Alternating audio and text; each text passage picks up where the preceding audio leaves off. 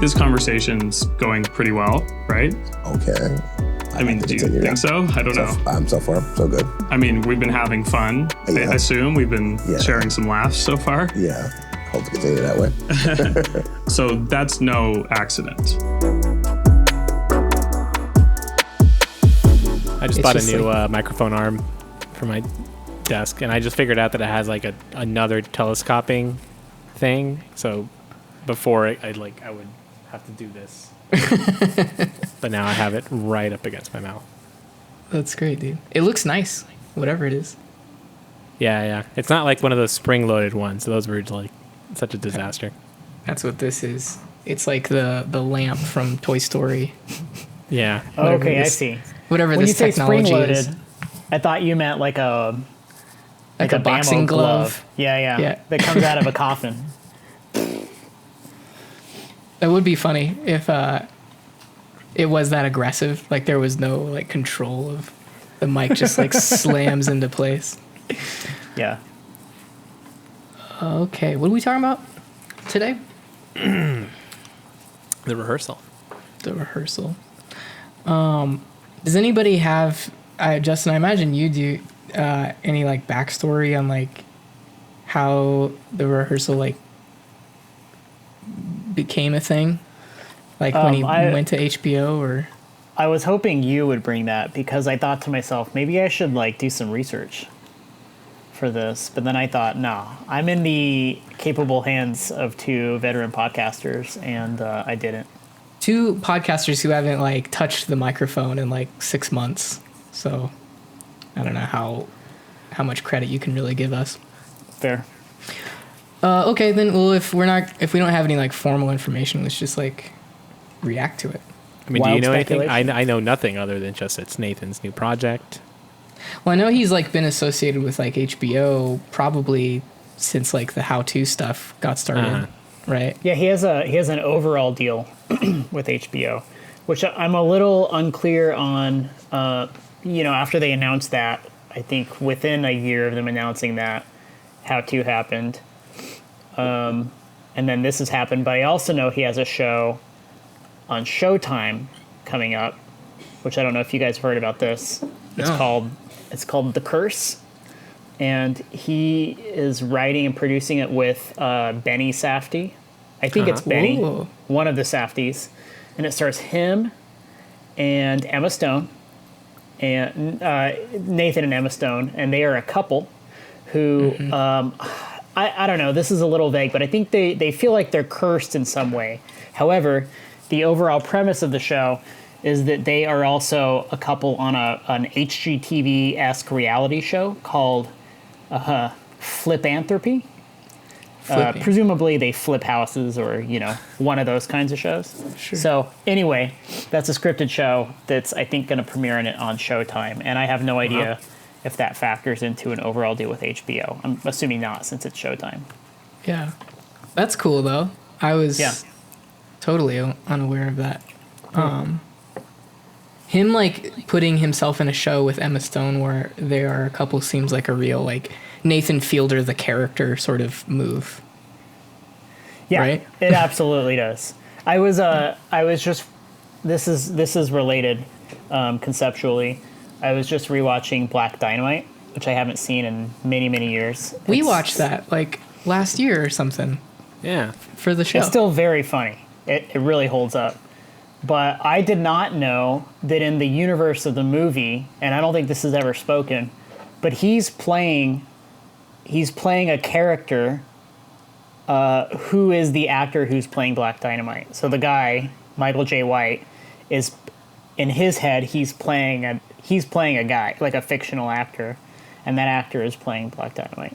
Very funny to me, and that feels like a Nathan concept. It feels like isn't that the Tropic Thunder sort of approach? Isn't that what it's sort of is, right? You're layering these realities to construct more realities. That's funny because you said there's no acknowledgement of it in the movie. I don't think so. Maybe in like the credits of the movie, but as far as I know, this was more like in his own head. Oh, okay. Because you could just say that, You could just say like, "Oh, I'm just playing this." Oh, this but other guy. there are details. So like the Okay. actor that he's playing was a former football player, and so he can't turn his head.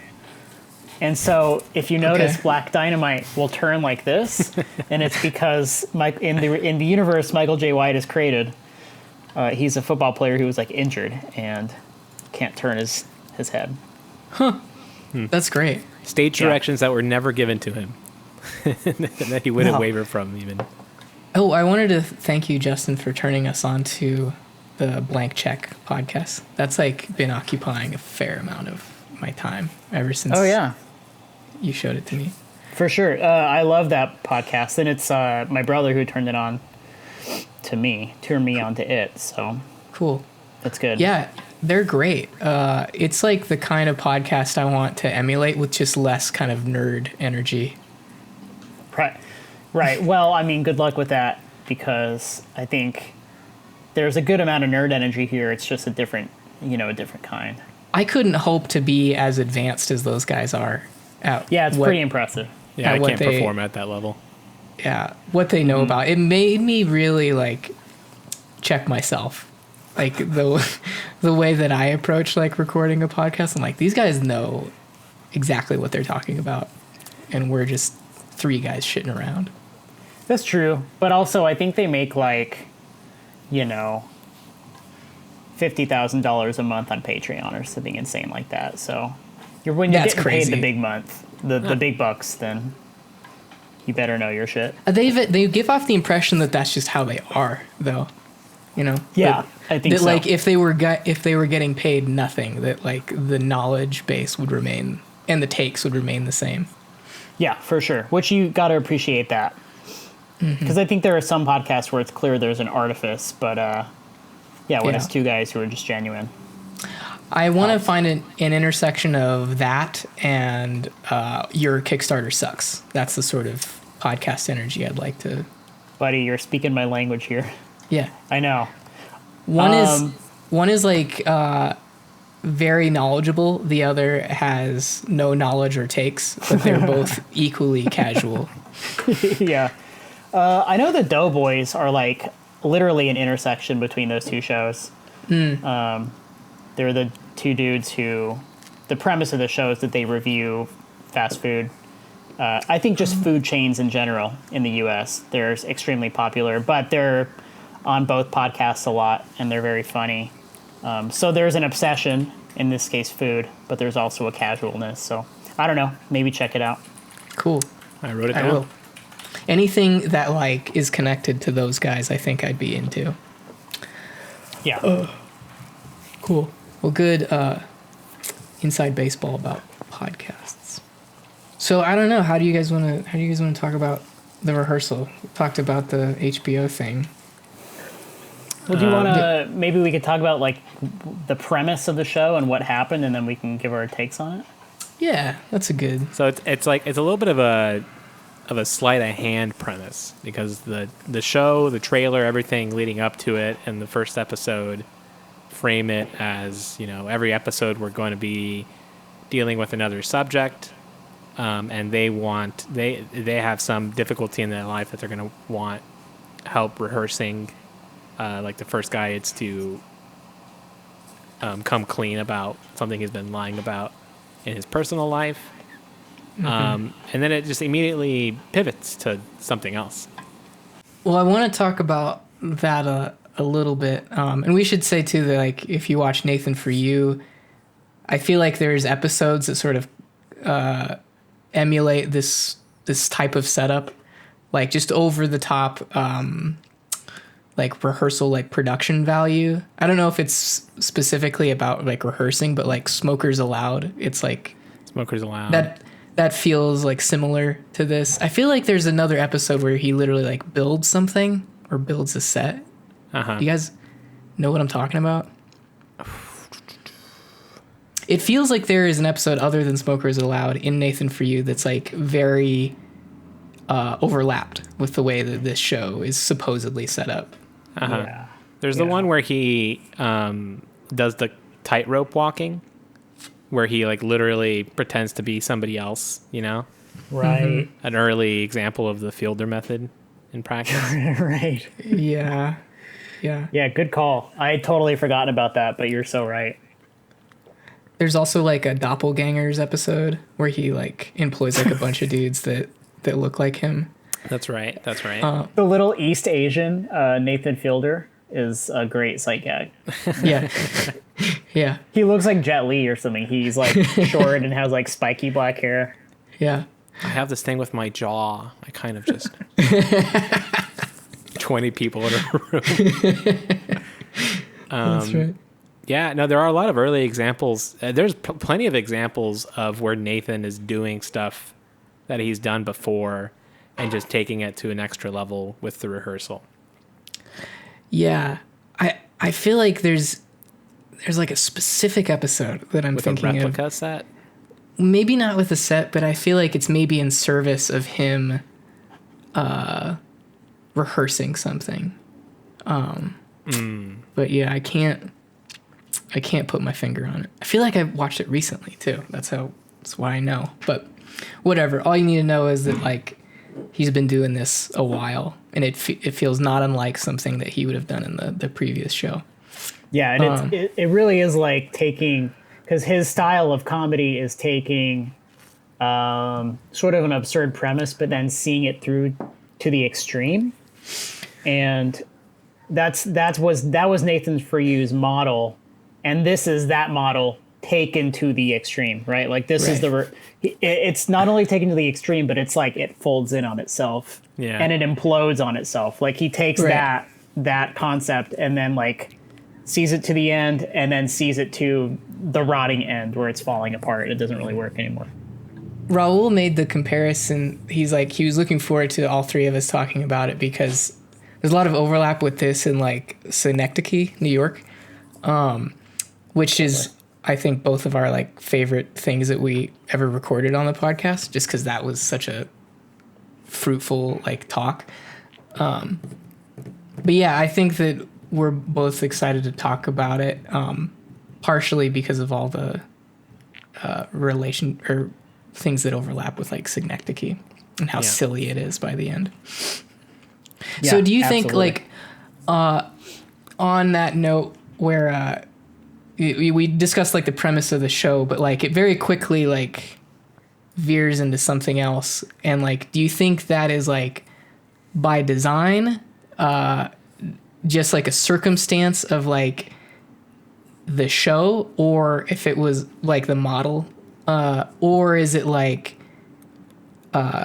Nathan just like chasing something like throughout the making of the show? He's like, oh, we have all this money, like we can just do whatever we want, like all bets are off. The show doesn't have to be anything. That's a great question. One that we don't have an answer to because Nathan is so hush-hush about the most personal aspects of the production.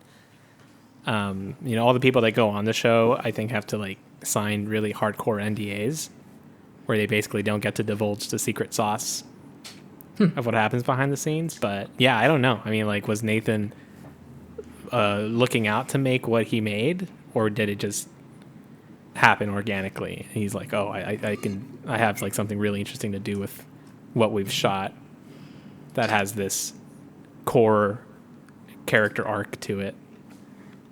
Yeah, I can only you're right, Raul. We can only speculate. So my sense of it is he set out knowing that they would move to the house and that they would sort of set up this sprawling, stupidly complicated, swapping out kids and stuff. Like, I think all of that was predetermined, because I think the show sets us up almost with a red herring first episode, because you think it's going to be episodic and that it's going to be like Nathan For You. And then it quickly is not. It's not that. It quickly goes to, and I think my theory is that the idea was he would have the house as like this through line, and then the episodes would be sort of episodic on the side, like an A plot and a B plot. Yeah. And the B plot would always be the house, and the A plot would always be the person of the week. And either that didn't pan out, or the house just became so much more interesting and funny that they went with it. But I don't think they planned the very end with the kid or Nathan blowing up the premise of the show at all. Right. I'm curious if they had a plan. I'm sure they did. I'm sure they knew to a certain extent that they were winging it or that they would have to follow whatever happened. But I don't think they planned for that to happen. Yeah. I think that's dead on. I wasn't like fully on board with the house being planned, but like you pointing out that they did have like the B plot for like an episode where it was like the house, and then like it was that guy who is like girlfriend was being accused of being a gold digger. Yeah. Right. Yes. Yeah. That was happening, and then like that whole like side of things was quickly abandoned. But like for a moment I thought it was like the show was so violently moving around that it started with that red herring episodic sort of setup, and then it was just Nathan's like just like a lack of caring about the structure of the show wholesale just made him be like, we're gonna do something completely different. And I feel like that's like he has the power to do that, right? That like if HBO just gave him like a shitload of money, no strings attached, I could see like that this is all part of his construction, right? It's like, I'm just gonna make this show that has no plan whatsoever, and it's just gonna be something that follows my energy. But I think that you're right. Some of it does seem maybe a little planned. Yeah, because a lot of the comedy for me comes from like just having this blasé, whimsy attitude as to, you know, where to put tens of thousands of dollars of production money into, just like at a drop of a dime. Mm-hmm. And to me, that does like require that they have a setup for what the show is going to be, you know, the house being a big component of it, maybe some other pieces, but then just seeing it through, you know, through the several months of production. But then I wonder how much, like, in real time, how much of the narrative is forming as, like, they're shooting. Mm-hmm. Yeah. Well, or how much of it is retroactively worked out. Right. Through VO which is the same question I have about reality TV. Yeah, because obviously a lot of the narrative building is done in the post. Single cam interviews. I would argue that like 90% of like the narrative in reality shows is like through post production. Like if you watch reality TV enough, and I'm ashamed to admit this, that like 90 Day Fiance, Justin, you'll see these like intercut like interviews. They'll have like footage and then the aside interviews, and if you watch those closely, that there are times when the interview is clearly a green screen from from a different time that they interviewed them initially. I've seen the screen flicker behind people before on 90 Day Fiance. Right. Yeah. Sometimes it's not a very good green screen. No. And so like they will interview a person initially with a real background, real depth of field, whatever. And then they do what I assume is like a pretty complete like assembly edit of whatever episode they're working on. And then they literally dress that person in the same clothes, same hairstyle, and green screen the same background from the previous interview to make it seem like certain sound bites like come right after one another. And like, an extreme example of this is there's a 90 Day Fiance, I guess you'll call her a character named Angela, and she was a bigger person, and at one point in the show, because she's been on several seasons, she goes through gastric bypass surgery and she loses a bunch of weight. And so there's a talking head that she has where she's talking, and then it like cuts away from her, and then it cuts back in the same sentence that she's speaking, seemingly, and she's drastically lost weight. So they've not only edited the talking heads basically together with a little cutaway in between, but they've edited her sentence together. So in the course of a sentence, she has lost like 200 pounds. It's really jarring, and it's crazy that we just accept We just accept that. Yeah. It's really like being someone who edits a lot of video, there's always this kind of like moral question as to how much you can manipulate like a person's words.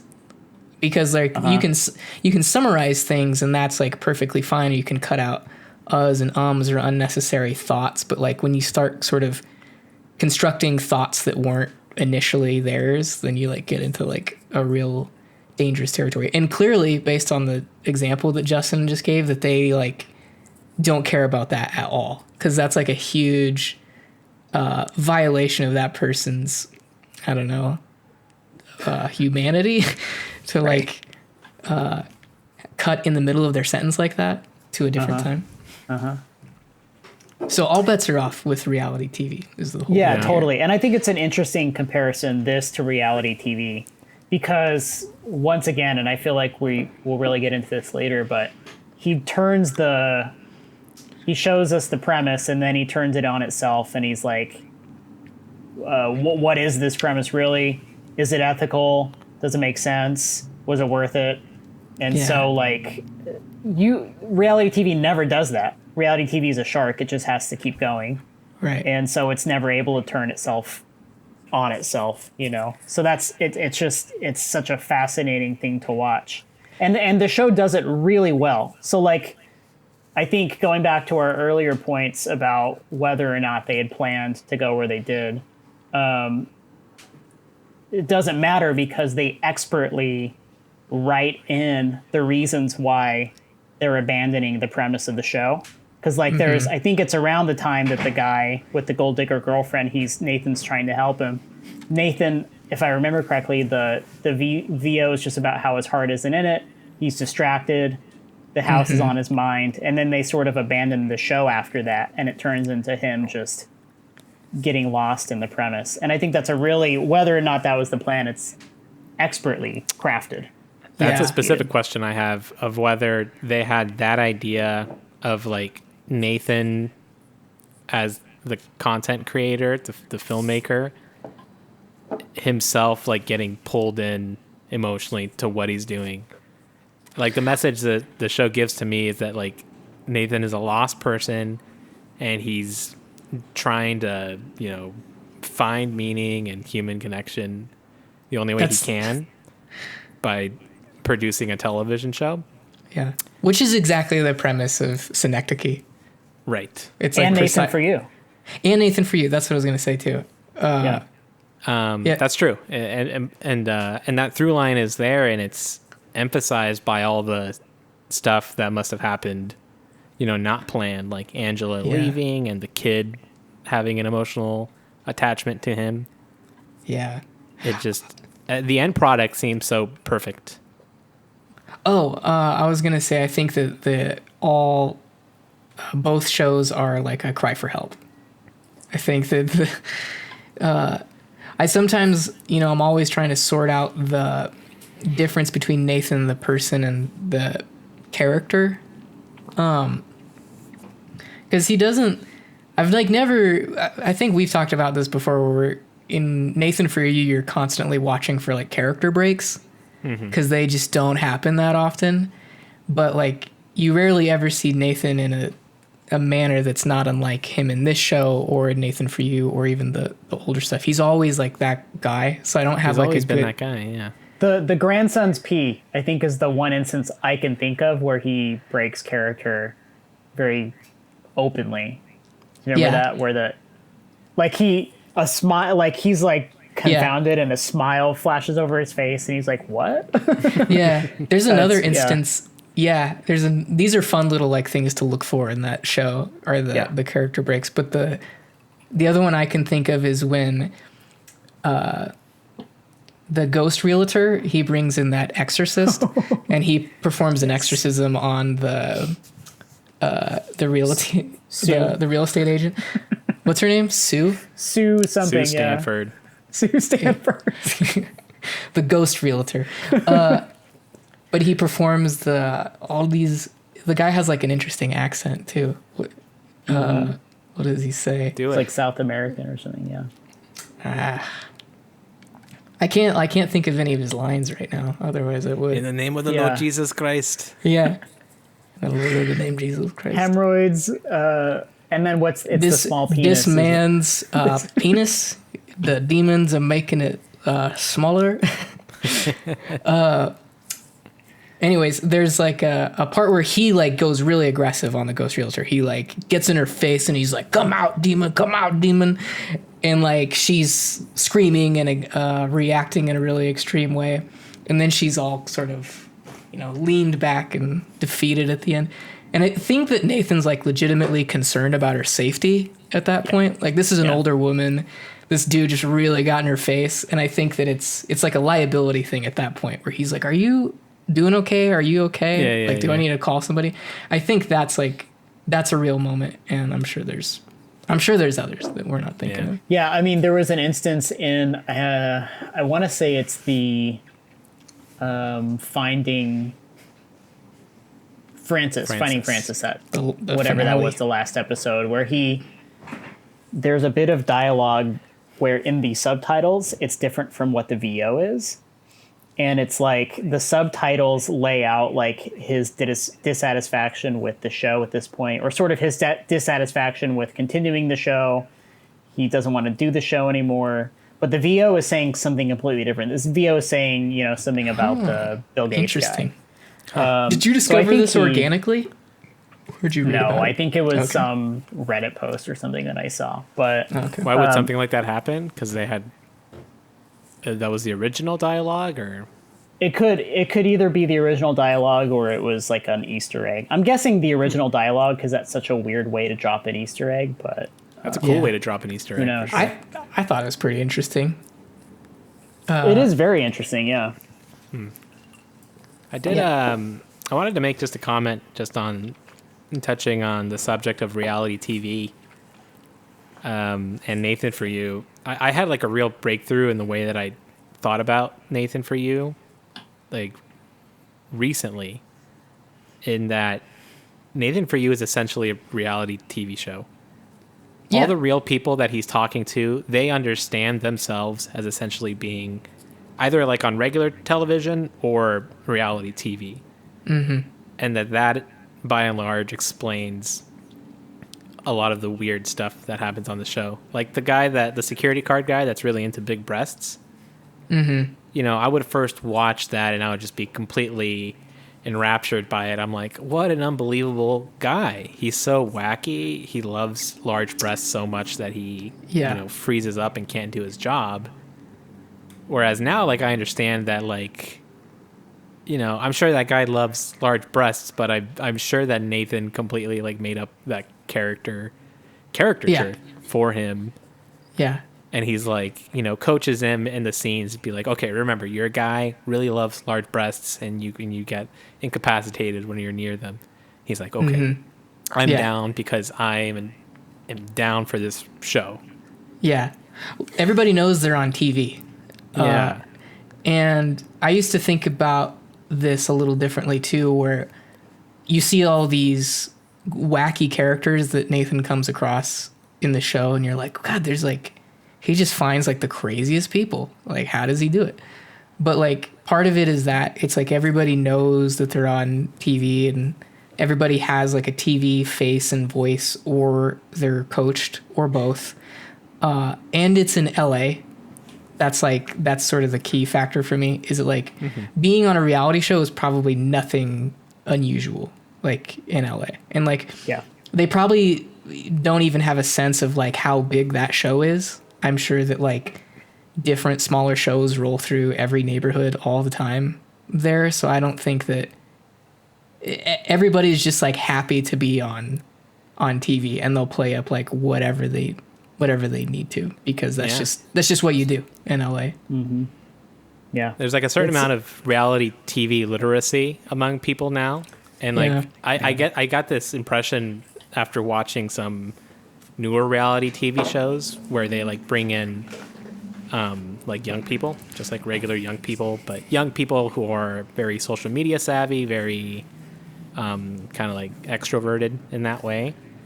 And they all just know how to play the game. They know how to do it. They know how to like, they're not fake stuff. Like the one I saw recently was a reality TV show on Netflix that took place in San Antonio. Austin. It was just a bunch of young people. They move into a house in Austin, and then just, whatever proceeds from that. And it's as close to like a real person as I've seen, which is to say that like the production value of it was like fairly low. It seemed fairly organic, but people just kind of know how to act in that context, in that way. It's very interesting. Yeah. It is it's cultural to a certain degree because a good example to the contrary is my wife and I Trevor, I feel ashamed even talking about this because it's so just disgusting. But my wife and I watch a lot of 90 Day Fiancé and all the various spin-offs thereof. And they have a new one. And it's called 90 Day Fiancé UK.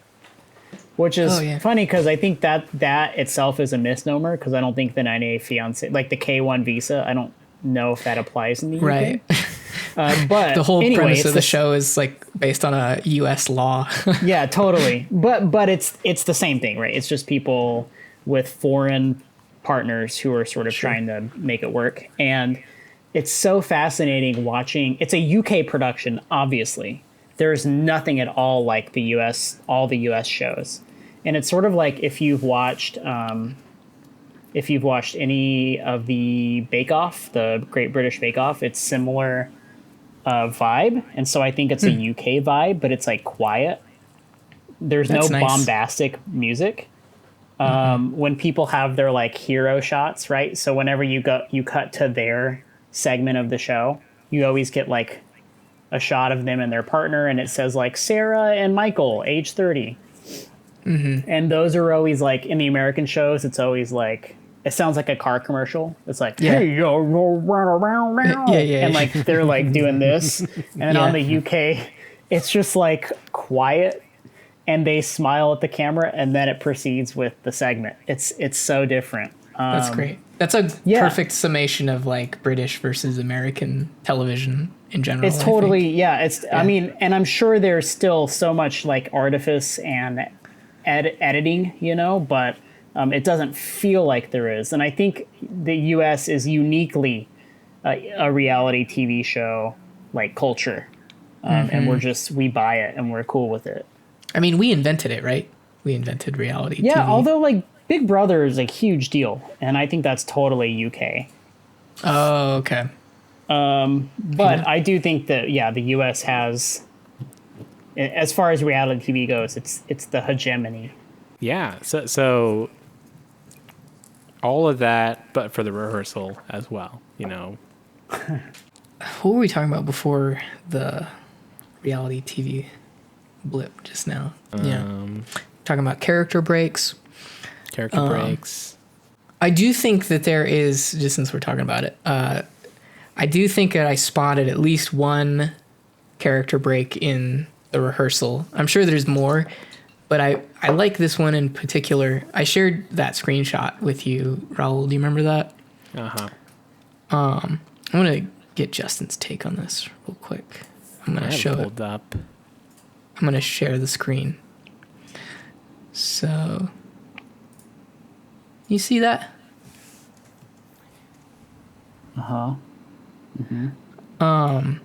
So this is from like one of the later episodes where he's like the kid is starting to freak out.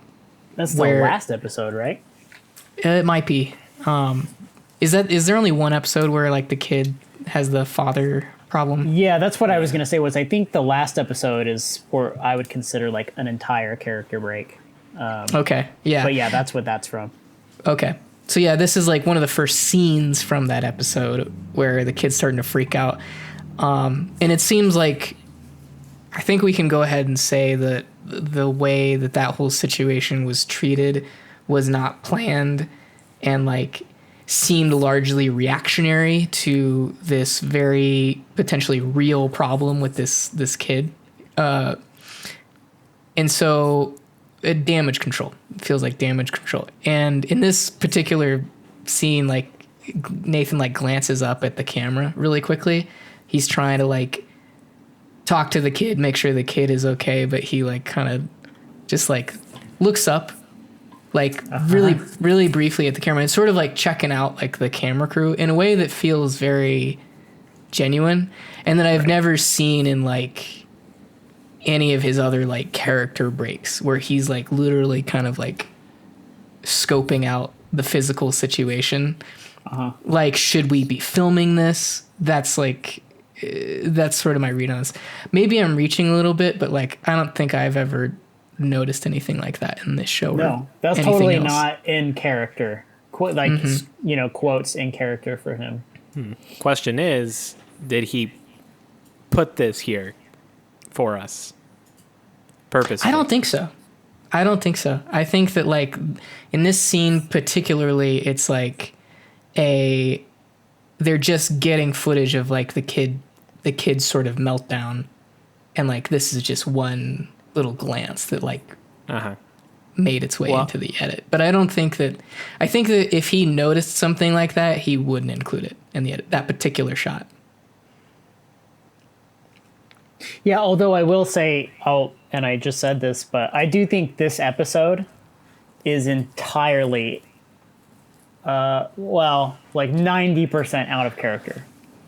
And I think the whole premise of the episode is about the fact that he's dropping character. So I think whether or not that made it into the edit, like whether or not it was intentional that made it into the edit, I think is almost a moot point. Because, I think it's a really smart observation, because you're right, that never would have made it into the rest of the show or Nathan For You. It's just not Nathan. But the fact that it is in this episode, I think it's the episode that it makes sense that it's in, because it's the episode where everything's dropped. That does make sense. Yeah. In him not being in character for that whole episode is probably right on. I mean, aside from the parts where he's like brings in the other younger actor to play the second That's version. what made me rethink my statement. It's like 80 to 90% out of character. Right. Because and the episode still has like jokes. There are still funny moments. Even in I'm thinking specifically of when he's in the mom's house, the kids. I know exactly what you're going to say. And he's staring Where'd you get that jacket? He's staring at something on the counter. The battery? And the fact that it's like a battery or something. I don't know. It's like a 9-volt battery sitting on top of the backsplash. So perfect. Yes, on the backsplash. And it's just, so the episode isn't devoid of laughs, but it also is like, okay, we're going to rethink or maybe re-examine the whole premise of the show, and we're going to ask ourselves, was this like an ethical, correct thing to do? And I don't know, like, was I right for doing it? I don't know what conclusion he reaches with that answer, but I do know that like the very last moment of the show seems to indicate that he feels like he's overcome whatever transgressions he's made. That moment that he has with the kid, like I think he feels like okay about everything. So yeah, maybe he's back in character, or maybe not. I mean, either way, it's in his best interest to feel okay about it, right? Sure, there's a second season coming. He made the show, and so he better feel good about it. Right. Yeah, but that final scene, like, it was tough for me, because the whole time I'm watching it, I'm trying to discern, is this real reaction from Nathan, or is it not? And basically, whenever he's engaging with, like, an actor, or is playing someone else, I'm inclined to just say that, oh, he's playing, he's acting, he's doing funny stuff, he's being a funny guy. Yeah.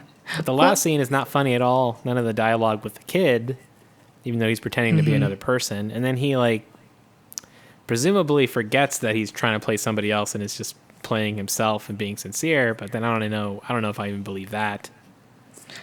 I don't think I believe that. But right. I do think that, like, there's something to be said about, getting into character in a real, like, emotional way. So, like, in the Smokers Aloud episode, when he does that whole dumb exercise with the woman with the pink hair, and he's like, I love you. He's like, again, I love you. And they do that for, like, a few minutes, maybe like a long time.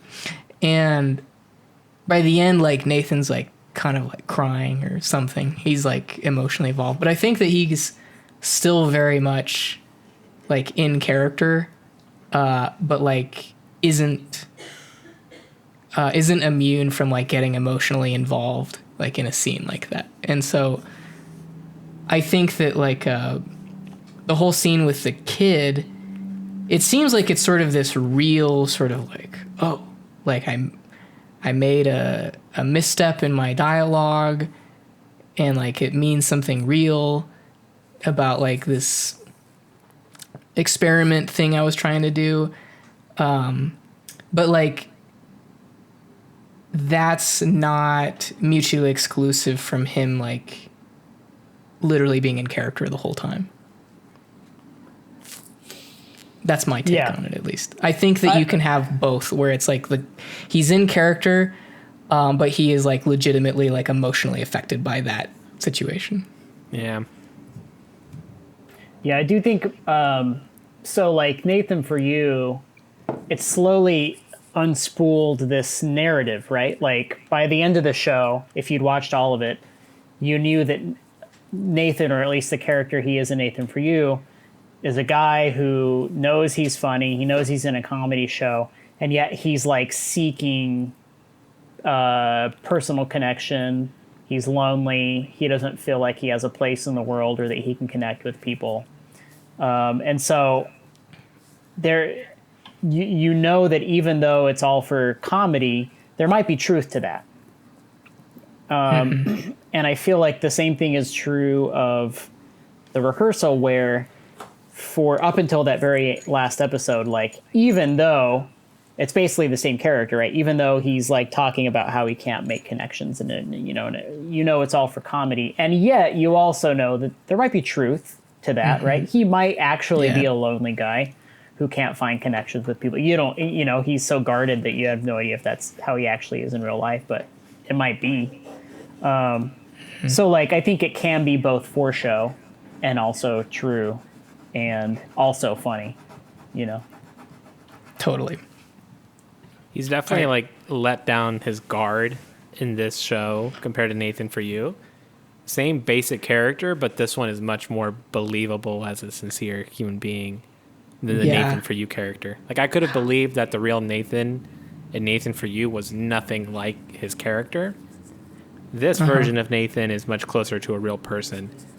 Like emphasized by like him in the first episode admitting that he had his ex, it was ex-wife or ex-girlfriend, but just like admitting to that relationship dissipating. Stuff like that, bringing in the parents, them also briefly talking about his last relationship. Very real stuff. Yeah. I also feel like in this show that I got a much better sense of like Nathan as a showrunner, whether that was like through like the lens that he literally wanted me to see it through, where it's like him in the barn or whatever looking at the monitors in the house, or like the scenes that you see when he's doing the Nathan or the Fielder method on himself, when he like meets I assume the casting director for the first time, and she's like, hey, it's great to meet you. Like, we're going to introduce you to the director. Like, this is a really cool project. I feel like that's exactly how those people were legitimately briefed before they went into the barn. But it's like, I hadn't ever seen Nathan with, I don't know, kind of power. Like it looks like he has like real power, like on set in a way that I assume I always knew that with Nathan for You, but just, there seems to be like evidence of it in this show that I haven't really seen before, which I thought was cool. Yeah. For sure. I think this show really is like Nathan unfettered, and not just from like a monetary standpoint. Unfielded, yeah. Like not just from like a money standpoint, where like clearly he was just given insane amounts of money to make this shit. But just like, again, like it's everything taken to the extreme. And even though Nathan for You, that was the whole concept, this is like what he probably dreams of doing, right? In terms of making a comedy show, is something like this. And that's why I wonder if the show is him, like, the way the show plays out. I wonder if it's him, like, being able to realize his dreams and make this show that he's always wanted, and then realizing that, like, well, fuck, there are still, like, insane problems with me doing this, or maybe, or like, I'm not able to realize this ethically or without there being, like, huge ramifications for other people, you know. Which is also fascinating, because I think at first I thought, like, well, maybe this show is him doing penitence for Nathan For You, because, like, Nathan For You, he was taking advantage of people in vulnerable positions and blah blah blah blah blah, and this show is still that, right? It's like kids and stage parents and all those people who are just desperate and weirdos. You get a real, like, window into that when they go to, like, the mom's house, like the mom of the child actor at the end, where it's, like, clearly sort of a low income situation, single parent. So that just, like, I feel like you can't not be affected by if you see this kid have a meltdown and you realize that he doesn't have a parent in the picture, and then you go to their house and you realize, like, these people aren't doing super well, like, and I'm just using this for TV. Like, you can't not just, like, totally change your game plan unless you're truly, like, heartless about it. Yeah. Totally. And I was prepared for it to be, like, an indictment of her, or to show her in a bad light, but it never really does. You never get the sense that she's, like, an unfeeling stage parent who's just seeking, like, money and fame for her kid and for herself, because she does genuinely seem regretful that they took the job, and that she wants to, like, make it right. You can. Which is interesting. There's things that she said where she's like, I don't think anybody did anything wrong. I'm just, like, worried about him. And then like what I thought was interesting is Nathan asks her, like, do you think he understands acting? And she's like, I don't know. And I'm like, I mean, I'm no parent, but it seems like that should be something you have, like, a grasp on before you put your kid in a situation like this. But yeah, it doesn't fixate on that. And for, like, that bite alone, I think I was also prepared for it to be like, look at this fucking person. I don't know. Like, there's clearly, like, there's something going on there where it's like maybe not everything is, like, super well thought out on in either party's camp. But the show definitely didn't, like, point fingers at anybody. Right. And I mean, the show's premise is built on having, like, a stable of 10 to 15 child actors being swapped out regularly. Like, it's not like it's totally blameless when it comes to putting kids through entirely bizarre and unnatural situations. So you're right. Like, I don't think the mom necessarily understood what she was getting into, and I don't think Nathan understood what he was getting into. And I think that's part of what that finale is about, is him coming to grips with that. Yeah. What'd you guys think of the 16-year-old, like, not the one on drugs, but the one that, like, dressed up like the little kid and, like, did the whole, like, daddy thing? Yeah, that was fantastic. That sequence. That was, like, through a at the sequence end? of, like, Nathan devolving, like, mentally, and that was, like, the low point. He's, like, taking a drag of a cigarette outside. That's the funniest shot. I think it's a vape pen, actually. And that's what's great too, is when the show, like, finds the moments of reality with the characters. Like, there's another moment where I think it's in the second to last episode, maybe, when he has the teenage son, and they do the slide transition where he like goes into the slide, the little kid comes out, and then it shows from behind the older kid coming out of the slide. And then, like, looking around, like, are we done? He's like, what do we do next? What's going on? Yeah. I think they employed those sparingly, but really well. I will say that the teenage actor that, like, was the one that OD'd on drugs, that guy was great for all of the young actors Like he really committed to like the darker branch of that story in a way that was pretty believable. Totally. And the younger kid who had glasses, I guess who's in the final scene? That kid? The one that's like a replacement for Yes. the blonde kid. Yeah. He's Yeah. like a great actor. That kid, like, he had multiple like crying scenes and like really heartfelt moments with Nathan. And just great. I'm always, and I think this is part of what the show's message is like, we really should not be doing this because kids are not equipped for it. But I also know that some kids are just like preternaturally good at that shit, and it's always it's like a freak show, but it's also always super impressive when you do see like, you know, a Haley Joel Osment or a Dakota Fanning or some you know, the kid from E.T. who's just like immaculate actors when they're kids. It's really crazy to watch. Yeah. I imagine there's some sort of overlap here with like remember we've talked about like kids as sociopaths before and how to like encourage like sociopathic behavior in a kid. Do you know what I'm talking about?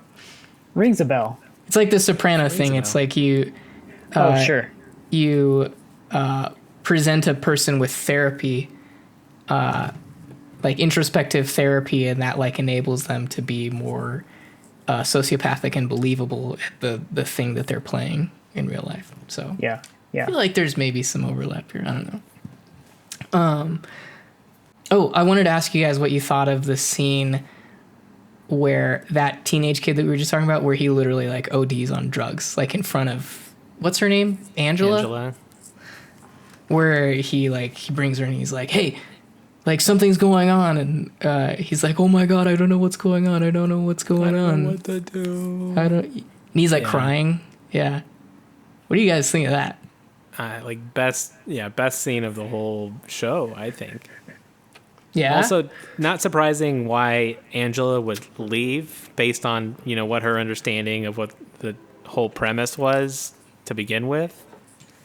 And then it ended up, like it's not surprising at all to me that she would decide it's not worth it. Yeah. I'm sure this is by design, but man, I can't stand that character. I cannot stand Angela. Part of that's my own bias too, but insufferable for me. Not even a character. It's just, that's just her. Right. Seemingly. Yeah. I mean, you know, to a certain extent, they knew when they picked her, they knew what they were getting into. They must have done some screening that would indicate that she would sort of have these really wacko sensibilities and ideologies, but I think they selected her for her like fundamentalist Christian faith. I think that was selected.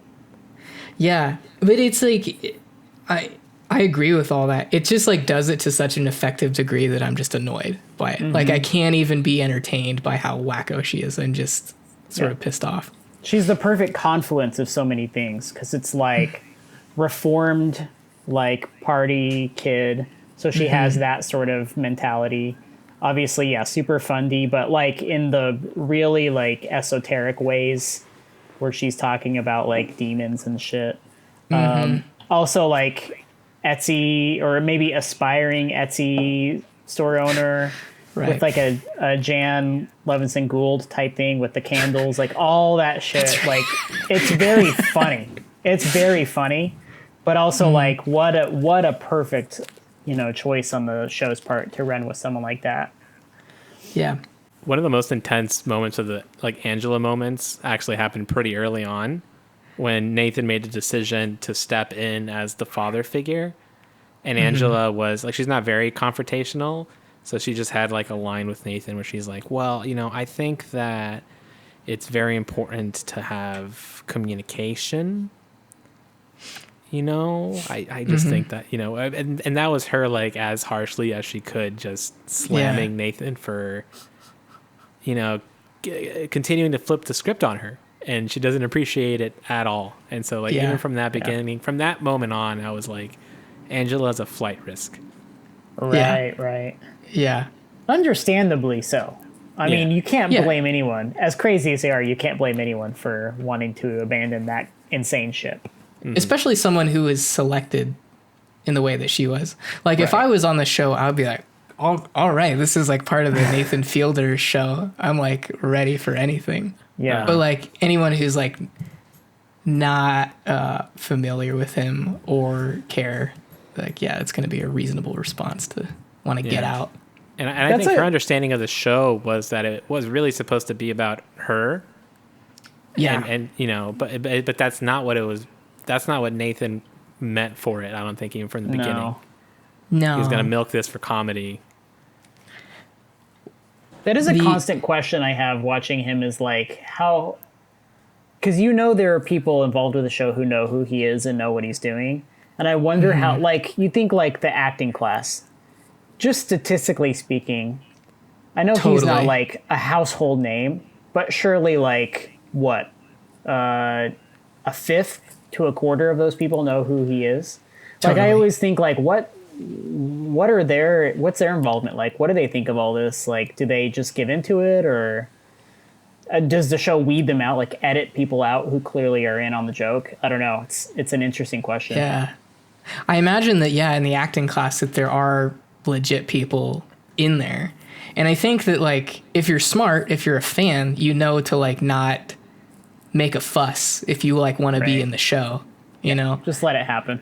And then the people who are featured, like the Froyo guy who he like fixates on, that guy probably has no idea who he is, right? They select for the people who don't know and they exaggerate them. But I'm sure that there are, in those little clips that we get of people like at the butcher shop or whatever, I'm sure one of those people like know what's up. Yeah. The first guy from the first episode, the main guy said that he didn't know Nathan's show. Where he has that joke. It's like, oh, I thought you were like a pop culture trivia guy. He's like, well, limits. I'll make you guys feel a little bit better in that you guys not noticing the practice actor at the end. That apparently I was the only person who noticed. I think it was subtle. But I think other people was didn't just notice. so subtle. Yeah. It like our roommate Erica didn't notice, Grace didn't notice, Oh wow. and so I was the only one. And so I'm 'Cause sorry they if I ever switched made back you feel to the bad about original it. guy. It's just like one shot. It's like one shot where, and it's seamlessly edited. Right. Yeah. I do feel like it holds on him for like a moment that like is supposed to indicate like, hey, we're the other guy now. It's a Like, different guy. Yeah. Isn't this funny? But yeah, it's still subtle despite that. So Yeah. That guy, watching I that think I today. mentioned this, but that guy is like a real, like, I've seen him in shit. Like, the practice actor. Yeah, like High Maintenance. He was in the Lemony Snicket Netflix show.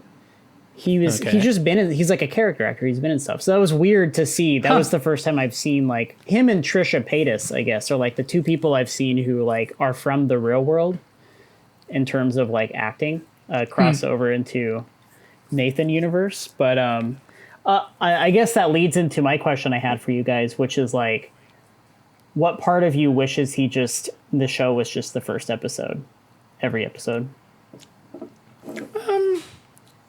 Maybe like 15% of me feels that way. Yeah, I think I wanted a little more. I'm happy with what we got, but if we had gotten like maybe another episode that was just solely devoted to the premise, I would have been like that much more satisfied. It's the Nathan for you itch that that you want. Yeah. Right. Because he does it well. Yeah. Right. I want that too. I realize that this show is not that, so I don't. By design, it's like It's not that, and also the show is about why it's not that. Right. But it was so funny. Yeah, it's undeniably funny, and I definitely wanted a little bit more. Even like the second one that they did with the gold digger girlfriend, like hilarious. But yeah, it's I wanted more, but it's okay. It's okay that I didn't get it. I would have been happy with 8 episodes of 8 stories, Right. rehearsal style. But what we got was also really, really cool. Yeah, I do think one of my hardest laughs in the whole series, the whole season, was in that first episode when he's feeding the answers to him, like secretly, like he's Slumdog Millionairing the guy. Yeah. And so like the way they weave that into their interactions throughout the day is just, Yeah. it was so sublimely funny. That's big Nathan for you energy. Yeah, It's like absolutely. that whole sequence. Yeah. That's a pretty tall building. Not the tallest building in the world, though. That'll be the Burj Khalifa in Dubai. The construction worker. That's probably the most blatant one out of all of them. Yeah. That or the like cop. the cop. The cop at the murder scene. Yeah. Stays like these that I curse the Chinese. It stays like these that I curse the Chinese for inventing gunpowder. Yeah. Holy shit. Do you think that guy like found out that he cheated at trivia because of the show, or do you think they told him?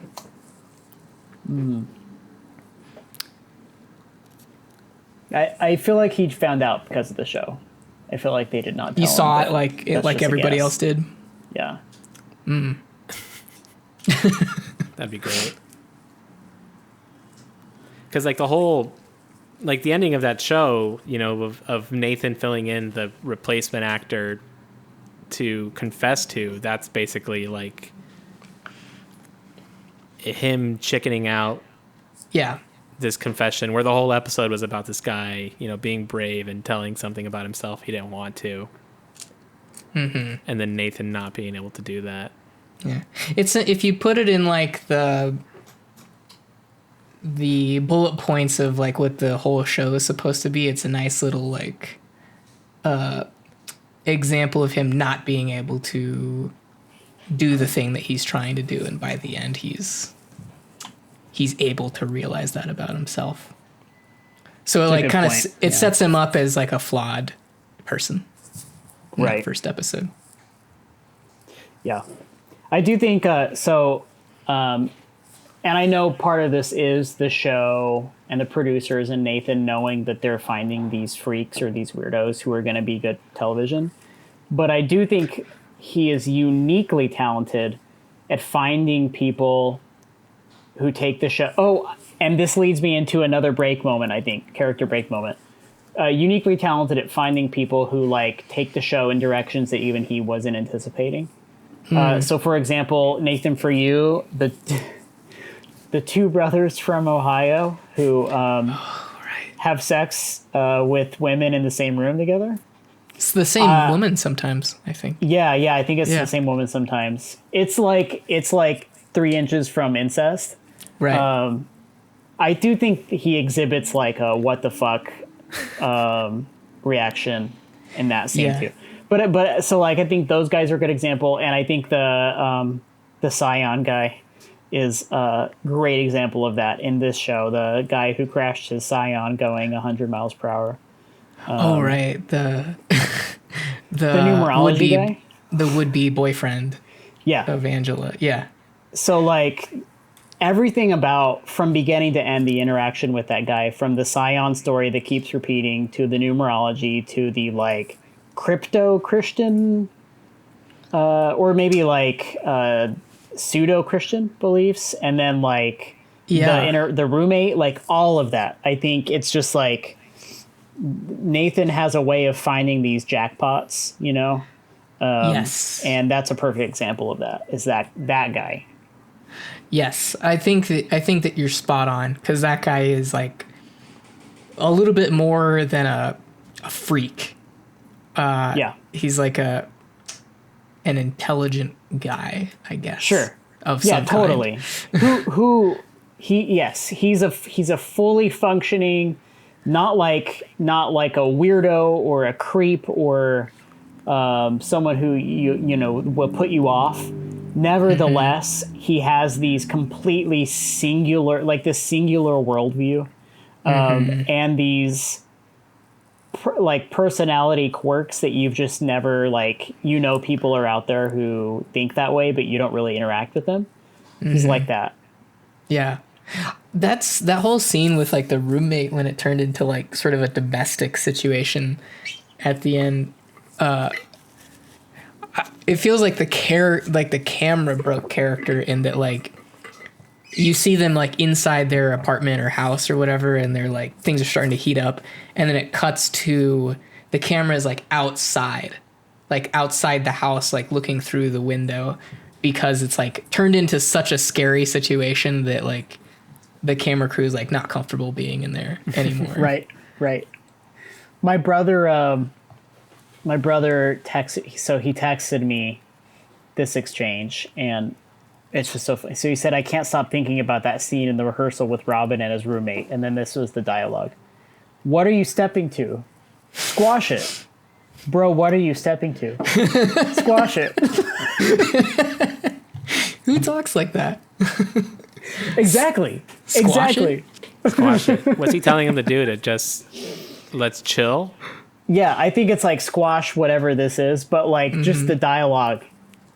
Right. What are you stepping to? Squash it. What are you stepping to? Squash it. Yeah. It's great. Scion guy seems like he's very difficult to be around. Oh Yeah. yeah, totally insufferable, like to the extreme. Yeah. There's a lot But of he's- people like that. He seemed to me a very real character type, very yeah. contemporary type of guy. Yeah. Perfect ending for that dude too. We're just bitched out at the 11th hour and left. You're so right. That is the perfect. He's like, I gotta sleep. I've got to get a good night's sleep. I just can't not have a good night's sleep. Jumps in his side. Him packing shit from his room, like a fuck ton of toiletries, bongs, like sex stuff. He's like, yeah, you never know. Yeah. He's just so unlikable. So Yeah. another example of this is in the Fielder Method episode, when Nathan goes to live in the guy's apartment, and he opens his bedroom door, and I think it's just like a whole bunch of like stuffed animals, like Pokemon shit. Yeah. Like Yeah. big like squishy Pikachus and stuff.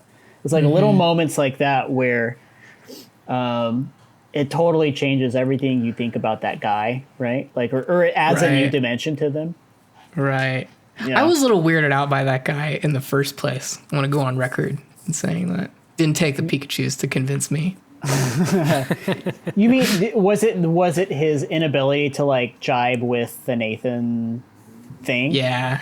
Yeah, I Yeah. think so. Where he was so like skittish about the whole thing, you know? Well, Like- what's funny about that is like that's not an unusual thing to be skittish about whatever Nathan Fielder is throwing at you. But the show does a really good job of like turning him into like an antagonist or like the bad guy of the situation. Yeah. It's pretty well done in that regard. But only Yeah. to then, like, when Nathan gets into that guy's skin and starts to have, like, that internal dialogue about, like, what's going on? Like, why would they be filming this if this is just a practice for a show? What is this, and just, like, starting to say things from the perspective of that actor. Things that I've always thinking to myself in my head when I'm watching Nathan's show. I'm like, how do people understand themselves Right. around Nathan? Yeah. Right. That was Yeah. a turn that I thought was just so masterful. Yeah. And that made that my favorite episode of the whole series. Yeah. Good take. Yeah, and I could see a reading where like you see the whole show as like a CYA for Nathan's thing, right? Like it's Nathan knowing that what he does is to a certain degree exploitive, it's like offensive to people or it turns people off, and him sort of like getting around that by pretending to examine it. But I really don't. I really do think I do think he was conscious of the problematic nature of his approach to comedy, and he wanted to make a show about that. Yeah. Whether or not he intended to take it to the end that it does, I don't know. But like, I do think that's what the show set out to be, and I do think that's what it accomplished. Yeah. Yeah. I tend to agree. I will maintain though that I think that whether or whether or not he like intended to do it or succeeded in doing it, it's still like in his best interest as like a working celebrity to like put his best foot forward and be like, I'm examining this thing that I'm doing, you know? Yeah. Even if he's examining it, he can't turn it off. What's that? Even while examining it, he can't turn it off. Right. Nor would he want to. Yeah. And it's just like, yeah, if I was in Nathan's position, like that's why I called that last episode like damage control, where it's just like, shit, dude, like I still gotta fucking like work with HBO next season. So like I better button this thing up in a way that's like not gonna get me in trouble. And not even necessarily not get him in trouble, but like be able to not make him like a controversial figure going forward. You know, there's just like, there's some real kind of basic like self-preservation reasons that you would want to do this. And I'm not so shallow to think that that is the only reason that he's doing this or ended the show that way. I think it's worth acknowledging that like there's probably some selfish motivations here. Yeah. I mean, it's totally unknowable, but I do agree. And I don't think it's, I don't even know if that's like a bad thing or it's cynical or what, because No. I think everybody thinks that about anything they do. And I think you have to, if you're a celebrity who makes comedy involving real people. So I think the show is like healthy in that regard. And the fact that it's still funny and surprising is probably a testament to his talent and the viability of the premise moving forward. Like, I think whatever the second season ends up being, it will undoubtedly be interesting and thought-provoking, and it's because he's already, like, sort of explored the depths of the premise, and now he can kind of take it wherever he wants. I hope so, anyway. That's my hope and my read on it. I'm surprised that there's going to be a season 2. It seemed like it would work so well as just a singular season of television. Like, I thought it wrapped the boat pretty well on itself. Yeah. And also that it was such a surprising season. Like, surprisement is something I felt throughout. Surprisement is something that I feel often as well. Yeah. I like eating surprisements. I think they're nice and refreshing.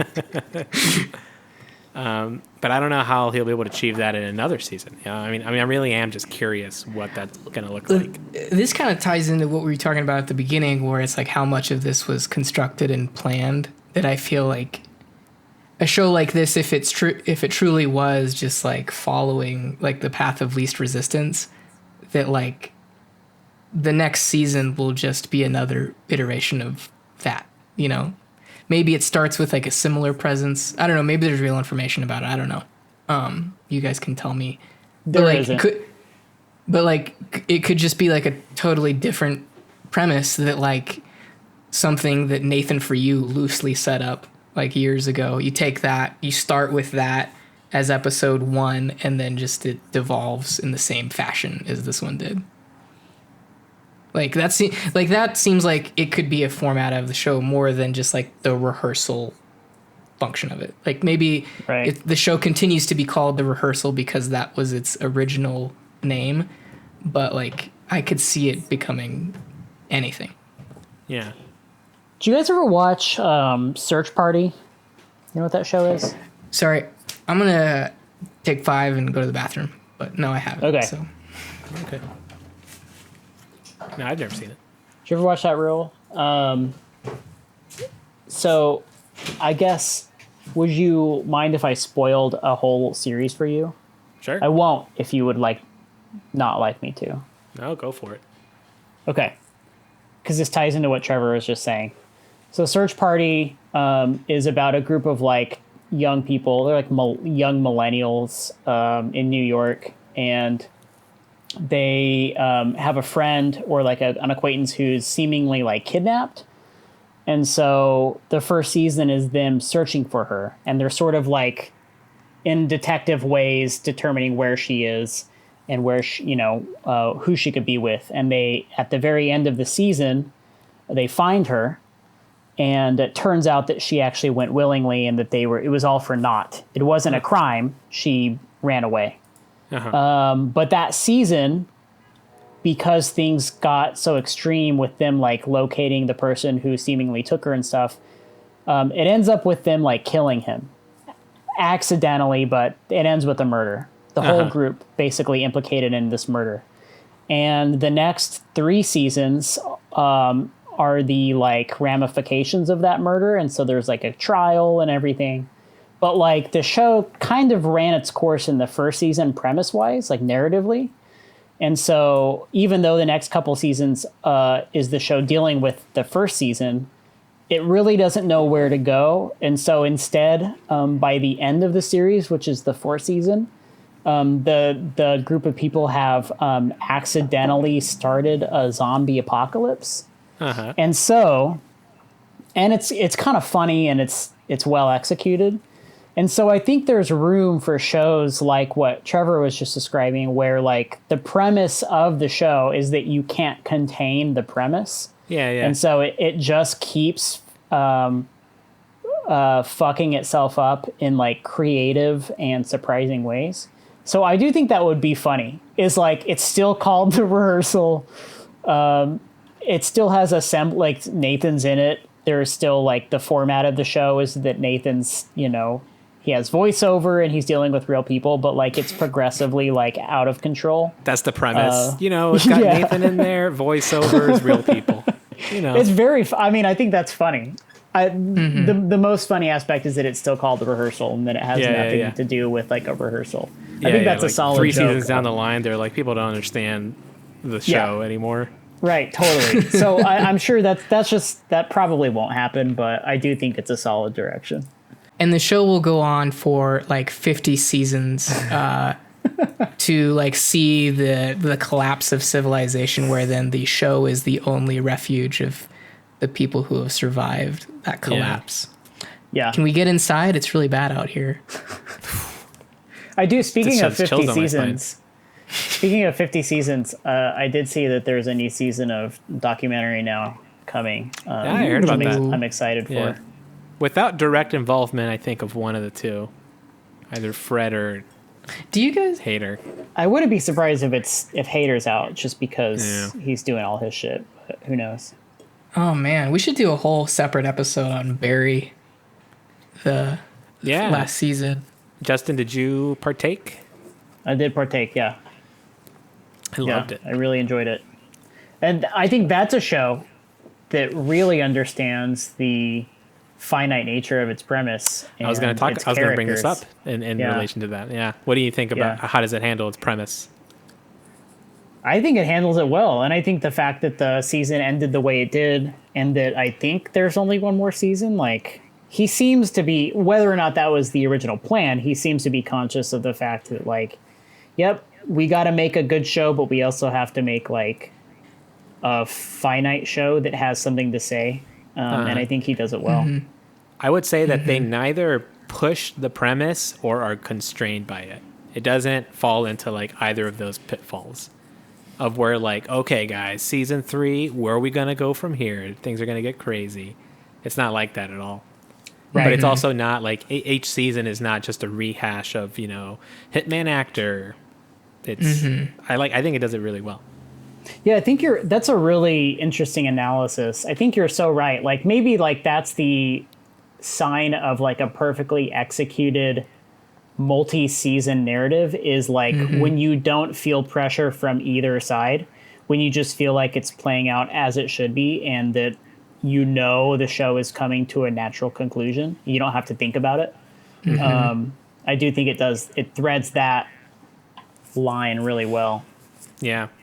To such an extent, like this is a metric that I always put to stuff I watch. It's like, can I reasonably believe that some character will die in this episode? And Barry is a show where I was never quite sure. Like I thought maybe we were looking at the end of Barry sincerely. And so all of those reveals, like the poisoning at the end and him surviving all that. Yeah. Every instance of where like something seems like it's going to go badly. I feel like, at least from my own sake, the reason that I'm constantly like bamboozled by what is going to happen is how much leniency the show switches from like funny to serious in like within the same moment, within the same like sentence, like something will turn very serious and then like it'll be a Bill Hader comedy the next. So yeah, it's like that like set of rules which is really unclear to me, that like anybody could bite it, or like it could be a totally safe PG episode or scene. Yeah. Yeah. I've never quite got a good handle on it in a way that I really like. It feels kind of like real life, you know? It does. Yeah. There's a show. This feels like it's not a tangent. There's a show that I think is the only show in the history of television that's like gotten. I think it's unique in that it's gotten the finale perfect in a way that's totally unique, and it's the show called Review, which I don't know if either of you have seen. It's like a cult hit. It has a reasonably popular like following on the internet, and it's Andy Daly, who, if you don't know him by his name, you'd recognize him if you saw him. Just a funny comedy actor, but he plays a guy who hosts a show called Review, and it's where people send in suggestions for things he should review, like life experiences, and then he reviews them. So that's the premise of the show within the show. And so it's like, wrestling someone, shooting someone, that kind of thing. But so the show that he hosts slowly starts to like fuck up his life throughout the course of the whatever, like 4 seasons of the Comedy Central show Review. And it just gets more and more chaotic, but he just can't let go of this show. And you later learn that like the producer of the show is the Svengali, who's like he's the puppet master who's making all this bad shit happen, blah, blah, blah, blah, blah. But what's crazy about Review, the larger show, is that it ended naturally. It wasn't canceled. It ended naturally, but only like 3 episodes into its final season. And they didn't tell anyone that the show was ending then. And so it's the final season, but you don't know that it's ending so abruptly. So when the series finale actually happens, you're like, wow, this feels like a final kind of episode, the way everything's sort of coming to a head. And then it really is the end, and that's it. And so the show ended without people knowing it was ending properly. And I feel like that's such a unique experience that I've never seen a show do before. That's cool. And I would love it if more shows did that. That's cool. That's like to end it that way. What? It was their decision to end it that way, or was it? Yeah, and I think they had announced that it was the final season, but they hadn't told anyone that it was going to be such a short. It was literally like 3 episodes. Yeah. Just as an aside, I was looking through the Wikipedia page, and they have. So I guess the whole premise is that he's rating things, and each episode on the Wikipedia list has the rating star system set up, so you can just like scroll through. Eating a Locarito, 1 star. Being hunted, so 6 out of 6 stars. And it's like 3-4 seasons. It's short. It's so funny. Yeah, it looks fun. Great.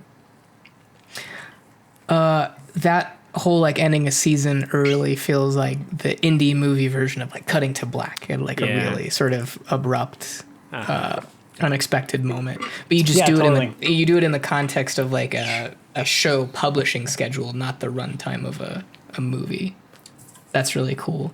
Yeah, I like that too, because like shows oftentimes like feel pretty parasitic to me, where it's just the show has a reaction to me watching it, and then it proceeds to continue making itself. Talking on a macro scale, and movies do that too, but like it feels a little bit more visible with shows. Stuff like fan service, or like, this thing is getting a second season. Shows are like super conscious of their viewership to the degree that like I remember like Game of Thrones would get that way, where it's like the GIF making industrial complex. So like they would they would drop a piece of dialogue in that they know people would instantly like just go crazy over and post on social media about, like Khaleesi said what, that kind of shit. And for that reason, it just feels like this like a floating thing that will never sink unless like I let it. You know, it's just a show seemingly like doesn't have like a regular mortal life cycle. Like it could just kind of grotesquely like live on indefinitely just because I'm watching it. And so subverting that by like you only get 3 episodes last season. Yeah. Nobody told you. I like that. Yeah, I want more of that. That's a good point. It's pretty antithetical to that. I do blame, to a certain extent, Netflix, whose model seems to be we are making shows for 1,000 people. You know, there's like a show where 1,000 people watches it and that's it. I do think that's actively harmful to a certain extent because Netflix is spending like $500 million or whatever to produce shit, right? And it's just purely for subscriptions and eyeballs. But I also think like that perpetuates this whole like culture of things being able to live past their what you're saying, like, you know, this show will live on indefinitely, and it's because it has this small devoted following. I don't know. That didn't really connect, and I don't know why that's bad. It just feels bad to me. I think it's from an artistic perspective, it just like dilutes the water. You know, there's just like too much volume, not enough substance. But like it'll inevitably go that direction. So I don't know how to complain about it in a way that's not just bitchy. Well, there's also, because there's the other, side of that coin is the gatekeepy, like, 30 years ago, there were producers to, decide what was broadcast. And it's like, yeah, those guys were awful. They were shitty too. And shows happened to get made that were good, but there's a happy middle ground that I don't know if we'll ever actually reach it. Happy medium is what I meant to say, not happy middle ground. Yeah. I experienced great surprisement when you used that terminology. Nice. Boy, I got egg on my face right now. Did you pick up on that Synecdoche reference I made a few minutes ago? Yeah. Raul? I commented on it. We're outside here. It's getting real bad out here. Yeah. Oh, I did pick up on that. That's funny. I remember that because that's like that Raul said that in that episode. I think I probably edited it or something. Yeah, I think we talked about that. That's the most important line of the whole movie. It's getting real bad out here. Yeah. Yeah. And Just Philip Seymour really- Hoff's often is so like self-centered in his own world that he's not even noticing the collapse of the world around him. Yeah. I know we probably covered this on that episode, but that movie is insane for like it gets so absurd and jokey and silly, and yet even in those moments, it's like devastating. It's such a crazy like trick that he pulls with that movie. Yeah. I mean, not unlike this show that we're totally. talking about. Yeah, I think you said in that episode there's like a scene where somebody dies, and it's been too long since I've seen it. I can't even really recall now. But someone's on their deathbed, and like you made a comment about it, like it being there's like a joke, like something's played for laughs, but like you said it was like simultaneously. His daughter. You said it was simultaneously like hilarious and really sad. Yeah, I don't remember the line. She's dying and she's like telling her father to admit to his homosexuality and basically like, ask for forgiveness for all his sins, including his homosexuality. And he's just like, no, you got it all wrong. And then eventually he relents and he doesn't forgive her. She doesn't forgive him. I think it's because the movie is like haunted by sadness and just that like confusion and lost feeling that you feel like just moving in the world. And so like despite it's like that's the miasma of the movie. So no matter how many jokes they throw at you or absurdities they throw at you, you're still not escaping that like fishnet that you're caught in of horrific, depressive, oppressive experience. Yeah. That's why I really like Licorice Pizza a lot, because it has his son, and that character is just the complete opposite of his father in Synecdoche. That's so right. He's very life affirming, very extroverted, Yeah. good socially, despite he's still built with his dad's kind of pudgy, unappealing body, but he makes it work for him, and he's ultimately a success in every way. Yeah. I love the fixation of waterbeds in that movie. Something that I don't ever think about. I think the movie, when they first announced the movie, it was called Soggy Bottom. That was the working title for like years. So it was going to be even more waterbed fixated. That's great. Soggy Bottom Boys. Oh, brother, where art thou? Yeah. Grammy winners. That's a word association I just did there. I don't know if you guys saw that. Yeah. Connected two movies. Weren't related to each other. I'm watching Speaking of, Fantastic Mr. Fox right now, both starring George Clooney. Wait, you're Are you watching really? it right now? Yeah, I was. You're Oh, like, you were. so you I thought you stopped said right watching now. it. Oh, at okay. some point, Yeah, we and can't. you're gonna continue. I would That's love it right. if we could just see in the reflection of your glasses that is playing in front of you. This you reminded me of something with the Mr. Fox comment.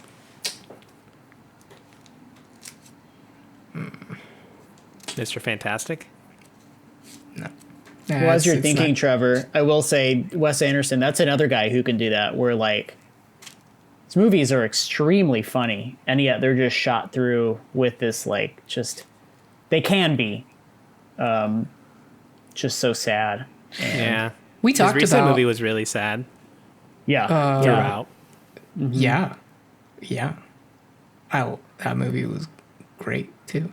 We talked about this, and I think when we did our episode on Rushmore, how like not unlike Barry, I guess, the movie like pivots a lot, but maybe not a lot, maybe like once or twice, where it gets into like silly symmetrical Wes Anderson mode, and then like in the next breath it's like the teacher is like, do you want to fuck me, like in the classroom, like turns into a Right. real serious sort of upsetting thing. And I don't think it ever gets quite that like visceral and upsetting in a lot of his subsequent movies, but they do cover like similar mature taboo territory, but it's just with that Wes Anderson like coat of paint all over it. Yeah. It's like it's like inhuman surroundings, but with like really human textures, I think I like that. yeah, I think Tenenbaums does that a lot too, where it's like, yeah, everything's beautiful and beautifully tableaued, and yet like a dog gets run over by, a drug-addled Owen Wilson. It's that kind of shit where it stays grounded pretty well. There's incest. Oh, And that there's reminds me. incest. That's what I wanted to ask you about. You said you were watching Game of Thrones earlier. Were you like legit watching like that, the new stuff or whatever? The Yes. House Game of Dragon? Thrones 2 All Thrown Up. Yes, I already told you that that's what I'm watching. Are you though? Are you watching the new? I am. Whatever. Yeah. Is House it good? of the Dragon.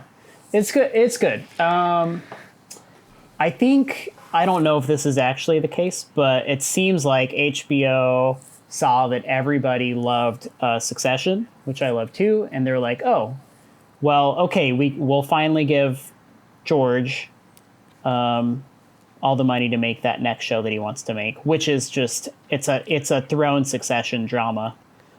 So far, there's been like zero magic. The most magical thing that's happened is there are dragons, and that's it. It's really just it's basically a medieval drama. So I was so burned by the original show that I have no interest in the IP like at all anymore. So here's what I'll say. It's clear George R. R. Martin. So he has a showrunner credit. or if not a showrunner credit, like it's like George R. R. Martin and the showrunner. That's what, it's not Benioff and Weiss or whatever, right? It's him and someone else. And I think that's very clear in the way it's built. There are subtle differences, but then there are also like, it's just like, so it only cares about this throne succession, this family drama. There is no incest. There is no crazy magic. There is no, like, it doesn't pop off the screen. Okay. If you got to be into the like intricate relationships and backstabbing and all that shit. Like, I think it's compelling. I think it's well written. It's well realized. It's pretty, for the most part, like, it doesn't look like shit. I feel like most TV shows do now, and it seems to avoid most of the like modern day TV show bullshit. So I'm cautiously optimistic about it. Cool. Well, that's good to hear. Maybe I'll check it out eventually. Yeah. Sorry to take us off topic. Man, I really like The Rehearsal. Agreed. It's up there for like of things I've seen recently. It for sure. It was, and to be on the list of like things that I've really liked recently, like it really has to be something ambitious and different in a way, in just the right way for me. And I think it hit all the marks. Do you feel like this show has a lot of like rewatch value? No, I do. Okay. I do not. See, I would tend to agree with Raul. I mean, I will still rewatch this show, I'm sure. But like as it compares to like Nathan For You, I'm not interested on the same level. I agree with that. I think I'm a bit in the middle because, like, yeah, I don't think it's nearly as rewatchable as Nathan For You, just because that's so episodic. But I do think a second rewatch would be very rewarding, and subsequent rewatches would be just enjoyable because they're funny. The show will always be funny, and I think that's to its credit, because it could have easily been not funny. In the last couple episodes when it starts to blow itself up. But instead, I think it remained pretty funny, even that last episode, like I said. So, yeah, I don't know. I mean, I guess we'll see what the rest of the series is like, only because with Nathan For You, you have, 4 seasons? You have quite a few episodes. With this, it's more self-contained. It's a smaller experience, so it might not be apples to apples. Yeah, that's true. Yeah, I agree. It's a great first watch, and I already kind of did the rewatch of it as well. But as Oh, really? You went through it a second time? Yeah. Wow. Kind of here and there. Like I think I rewatched the finale like almost immediately afterwards. And then I've just kind of I rewatched the first episode today, and so I've just about done a rewatch, and it's good. But you can tell during the second watch through that I don't think this is gonna. I don't think I can wring anything out from a third. And I felt the same way about Barry. Just to get back on the Barry train, like the first watch through, it was unbelievable, and then the second time through was good just to like catch stuff that I had missed. But then I think now I've tried to kind of rewatch it a little bit, and I'm bored by it now. Yeah, that makes a lot of sense. Like, you watch it to, what did you just say? For the shock factor version 1, then it's to like do any cleanup on anything you missed. And then beyond that, like the show has to rely on some sort of like renewable energy source of entertainment, which is like a difficult thing to do. And maybe it doesn't really happen anymore with shows. These shows like Barry and The Rehearsal hit me at such an emotional core. You just can't reliably reproduce that emotional response in a person, I don't think, which is why I think it's so good, that maybe why it's not the same reason it's not rewatchable. Yeah, I mean, I just sent you guys a Twin Peaks meme, and I think actually The Return is the perfect example of like the opposite of that. I think it's infinitely rewatchable because it's like infinitely mysterious and you'll gain something new from every rewatch. So I think that's rare now. Like, you know, with shows like fucking Cheers or something, like you can rewatch that for the rest of your life and it's funny. It's still funny. That doesn't really happen anymore. I think the model for TV in general is just totally different, for better or for worse. The last experience I had with this was like The Office, and it was like a drug.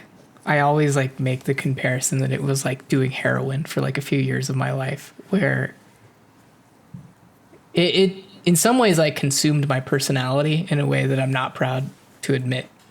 And like I went to that well so often that now it's just like it's poison. Like I can't really go back to it in a meaningful way. Yeah. Obsession totally plays a feel that with very The Office.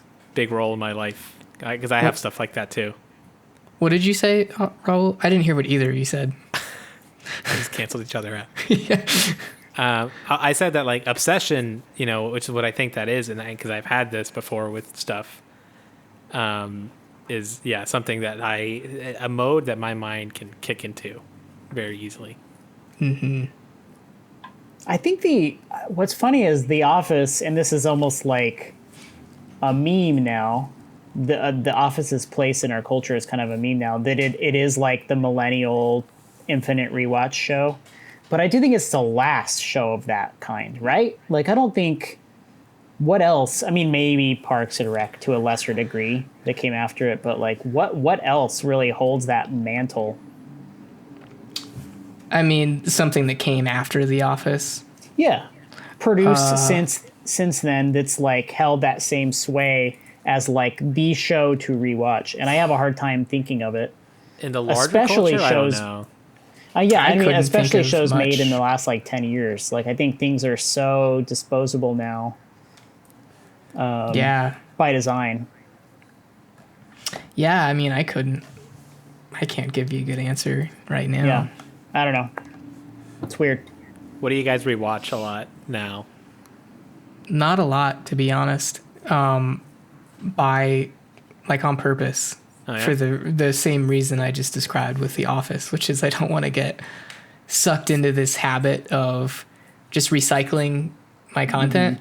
And I have less time like anybody else who's getting older, so like it feels a little bit more silly to rewatch things. Not to say that you can't rewatch them, but like the mindset that I was in as I obsessively watched The Office, like back in the day, was a guy who had a little bit more free time and didn't care about the way that time was spent day to day a little bit. Yeah.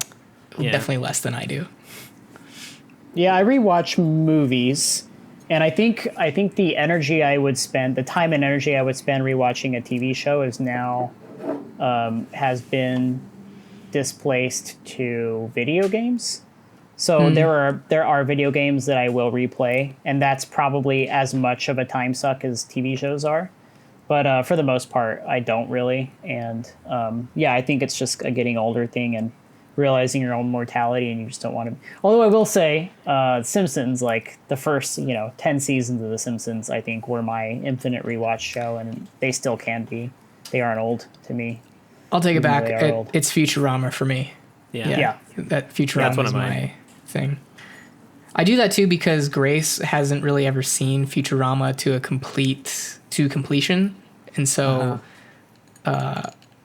we watch that anytime we have some spare time during dinner or something, and it's easy, low great. commitment. Totally. I watched the shit out of King of the Hill. Oh yeah, King of the All Hill's another day, big every one for day. me.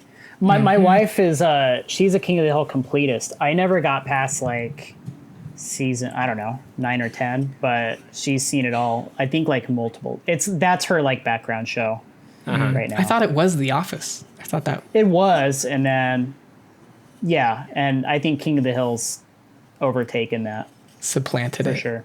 Yeah. Huh. But yeah, But yeah, no, I also feel like a sense of shame about it because it's even beyond like I'm trying to get a grasp of what it is exactly, even beyond just being a waste of time and a lost opportunity cost of being able to do something else. There's just something about like just the base idea of keeping feeding your brain the exact same stimulus over and over and it reliably being able to like get you off. Yeah. That I feel like maybe that's not something I should lean into as much. Yeah. I can relate to that. Yeah. Yeah, because you feel so like there's the joke in the classic comedy Tommy Boy where Chris Farley's like eating, I think he's eating a hamburger or something, and David Spade says, "I can hear you getting fatter." So like I can hear my brain Getting dumber. maybe not dumber, maybe not dumb. I don't know what the word is, Stagnating. but it's like my brain deadening to a certain degree when I'm Yeah. watching shit like that. Like I can feel myself giving into the nostalgia, the dopamine, like whatever that is. You can feel it. You can feel yourself giving into it, and that's not a good feeling at all. It is the comfort zone that people say that you should get out of. When people say get out of your comfort zone, That's right. that's You're the getting That's the epitome zone. of the comfort zone. You need to get out That's of. the zone that they were referring to. But there are comfort zones that are sort of enriching to get into. It's like, you know, in being embraced by a loved one, or like, you know, developing a new hobby. But that is like, it is such a degenerative experience, you know. It's not generative. It's Maybe not that's- generative. Yeah, maybe it's Yeah. not degenerative, but it's not generative. It's a totally neutral Yeah. experience. Depreciates And maybe in that's value. worse. Yeah. Or it remains the same regardless of inflation. Right, Uh-huh. right. It does It not does diminish a little appreciate. bit because eventually you hit the point of where you're like, I just can't rewatch like Futurama again, Yeah. where the enjoyment starts to. It is like a drug addiction, where over time the Totally. highs are getting squeezed Sure. down, yet you are still locked into that. Yeah. Eventually you're like behavior? shooting up into your penis and you're like, this better work. Cause Yeah. What am I going to do if I stop doing this? right. It's like I've Yeah. The Futurama works for me in that way because it's so like it's like cigarettes that I'm not addicted to. That like I'll Right. smoke a cigarette if like someone offers me a cigarette. Not in real life, I don't smoke cigarettes, but I'll do it, but it doesn't really affect me. Like I can walk away and not watch Futurama for a year. But like I could watch it for like a week solid or not at all for a year. And like either Totally. is fine. So Totally. like in that way it feels like an addiction that's like easily kicked for me. And for the same reason as why I stay far away from the office. Yeah. No. For the same reason, or I- because that's a cigarette that you want to be able to put down. It would probably be like a cigarette. It would be hard for me to put down. Not so much anymore because it's like the thing where it's like your dad makes you smoke like a pack of cigarettes so you'll never smoke a cigarette again. Like that's more so the reaction that I have to it. Yeah. So it's like I don't want it because it's a bad cigarette and I've also just been burned on cigarettes. Yeah. It's Yeah. kind of like when you go to the store and you buy a carton of cigarettes instead of buying the individual packs. Now you think you're getting more for your money's worth, but in fact, like now anywhere you go by law, it's no more cheaper to get that carton than it is to just buy the same number of packs individually. You know what I'm saying? Yeah, you're bringing economics into it. Yeah, No, yeah. I will say this is the final thing I'll add to this is I think for The Office, that specific example compared to something like Simpsons or the Futurama, I just won't. The Office, joke by joke, may make me laugh, but I'm not watching it because it makes me laugh, or I'm not watching it because it's a funny show to me. I'm watching it because it's some sort of, comfort experience. Whereas like Futurama, I sent Trevor the Cash for Bones joke from Futurama because I just randomly thought of it, and I watched it maybe conservatively 10 times, and I laughed every time. So like that show will still make me genuinely laugh, and that's like not an experience that you can really pass up. So I'd happily watch something like Futurama or The Simpsons because they still make me laugh. They make you laugh, and they're like constructed in such a way that there's not some sort of super dramatic backdrop that you're still paying attention to, like with The Office, like Jim and Pam's romance or whatever. I mean, you've got the whole Fry and Leela thing that feels like a more dramatic play, but you can just watch, you can just like pop a pill of like Futurama or Simpsons and it's like no big deal.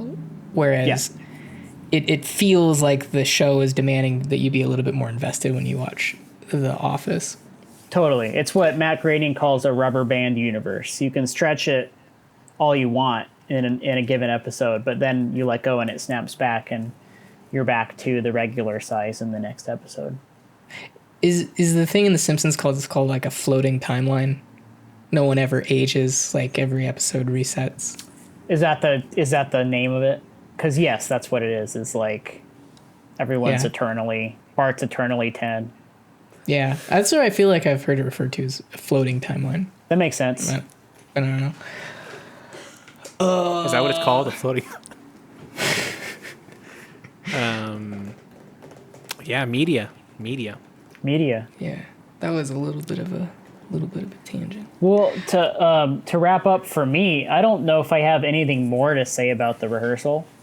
I will say that I'm privileged that I got to watch it because I think it was a completely unique experience, like viewing experience.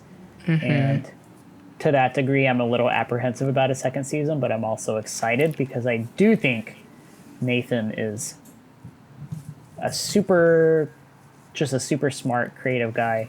And I kind of hope that like he does the thing that he did before, which is where like he got Nathan For You, then he receded and produced like a really funny show that was of his same sensibilities but not him. And then he made his new show. Maybe he just keeps things generative by to pull a word by like just finding these new voices or producing these new shows and then like coming back to make his thing. I found that like I am increasingly have gaining more respect or like admiration for Nathan Fielder. I think when I first encountered him with Nathan For You, and now like the YouTube algorithm feeds me all of his like old like news broadcast things, whatever that show was. Yeah. Nathan On Your Side. This hour has 20 minutes, I think, That's of right. the show and his segment. Mm-hmm. On your side, which is just like Nationwide's slogan, which is funny. But like, I'm realizing now that like those are just like silly things. I'm like, oh, this guy's like really funny, and like Nathan For You is really funny and ridiculous. And now it's like I'm starting to admire him like in a deeper like artistic way, which is strange because usually like there's not a bridge between those two things. yeah. I remember someone who I was watching the first episode with, where he's talking about his ex-wife. Someone made the comment, it's like, can you imagine being like married to like Nathan Fielder? Do you imagine what that would be like? And I just, without hesitation, was like, awesome.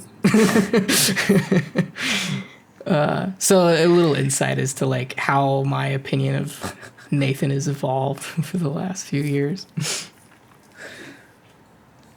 I think great stuff from both of you, and you know, I feel very inspired right now just to talk about Nathan.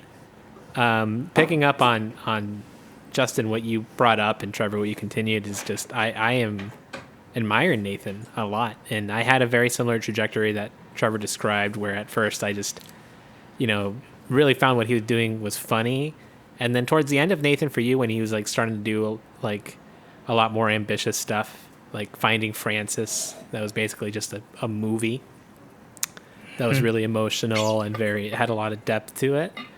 I started to get a much better appreciation for him. And then as he's went on to do How To, which was another very subtle, very kind of brooding, introverted just show. And then now with The Rehearsal, like he's somebody that I now respect in the same tiers as like great directors like Wes Anderson. Just like at that level, like I think he is an incredibly smart and creative person above all else, and he's a unique voice, and I love what he does. And for this reason and more, I'll give The Rehearsal 10 replacement babies out of 10. Nicely done. I'm gonna give it 10 out of 10 laptop halter top or apparati, whatever that thing is. Indelible image from the show. I'm gonna give it 10 out of 10 broken child labor laws. That's great. Well, we never talked about how just like intrinsically like legal and transparently legal both of his shows always are. He, Like, he there's clearly has a fixate. Like, he finds it very funny to delve into the weeds of the legal system and the gray areas therein. Yeah, release forms are basically a comedic crutch for him at this point. Yes, Yeah. absolutely. The scene that comes to mind is when he leaps over the lawyer's desk Yep. in Nathan For You. Yeah, he's yeah, like yeah. he's like, I don't know if you're just doing this for the show or what, but like I'm gonna ask you to leave.